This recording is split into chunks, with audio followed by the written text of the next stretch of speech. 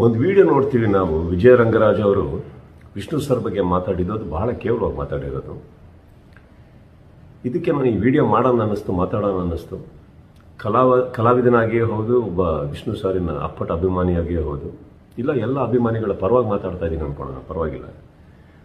ವಿಜಯ ರಂಗರಾಜ್ ಅವರೇ, ಒಬ್ಬ ವ್ಯಕ್ತಿ ಬಗ್ಗೆ ನೀವು ಏನು ಮಾತಾಡಬೇಕೋ ಅದು ನಿಮಗೆ ಬಿಟ್ಟಿರೋದು. ಬಟ್ ಆ ವ್ಯಕ್ತಿ ಬದುಕಿರ್ಬೇಕಾದ್ರೆ ಮಾತಾಡೋದ್ರಲ್ಲಿ ಒಂಚೂರು ಗಂಡಸ್ಥಾನ ಇರುತ್ತೆ ಅನ್ನೋ ನಂಬಿಕೆ ನಂದು.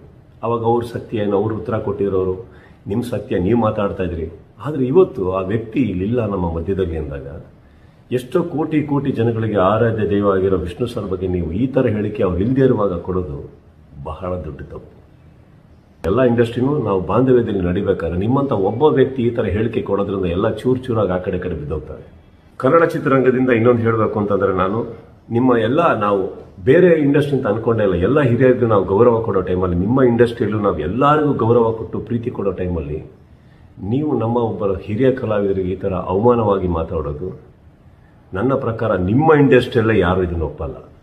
ಅವನ ಮಾತಲ್ಲಿ ನೀವು ಇನ್ನೊಂದು ಹೇಳಿದ್ರಿ, ಅವ್ರನ್ನ ಹಂಗೆ ಇಟ್ಕೊಂಡಿದ್ವಿ, ಹಂಗೆ ಅಂದ್ಬಿಟ್ವಿ, ಇದು ಬೆಂಗಳೂರಲ್ಲ, ಅದು ಇದು ಅಂತ ಏನೋ ವಾರನ್ ಕೊಟ್ವಿ ಅಂತೆಲ್ಲ ಹೇಳ್ತಾ ಇದ್ದೀರಿ. ಆ ಲೆವೆಲಿಗೆ ಹೋಗ್ಬೇಡಿ ಸರ್.